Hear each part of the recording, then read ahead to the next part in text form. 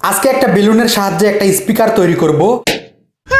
সবার আগে একটা পেপার কাপের দুই পাশে দুই টুকরা নিওডিমিয়াম ম্যাগনেট লাগাই দিলাম। এরপর একটা বেলুন টান টান করে লাগাই দিলাম কাপের মধ্যে। এরপর লাগবে আইসোলেটেড তামার তার। তারটাকে একটা মার্কারের মধ্যে 8 থেকে 9 বার পেঁচিয়ে নিলাম আর একটা কয়েল তৈরি করলাম। তারপর কয়েলটাকে বেলুনের উপরে টেপ দিয়ে আটকায় দিলাম। এরপর দুই পাশের তারের মাথা থেকে আইসোলেশন সরিয়ে দিলাম আগুন জ্বালানোর মাধ্যমে। এখন যদি মোবাইলের স্পিকারের লাইনের সাথে এটাকে সংযোগ দিয়ে তারপর গান চালু করি, তাহলে কয়েলের মধ্যে বিদ্যুৎ প্রবাহিত হওয়ার কারণে একটা অস্থায়ী তড়িৎচুম্বক ক্ষেত্র তৈরি হবে কয়েলের মধ্যে। আর নিওডিমিয়াম ম্যাগনেটের স্থায়ী চুম্বক ক্ষেত্রের প্রভাবে কয়েলটা কাঁপাকাঁপি করবে, সাথে বেলুনটাও কাঁপবে আর শব্দ উৎপন্ন হবে।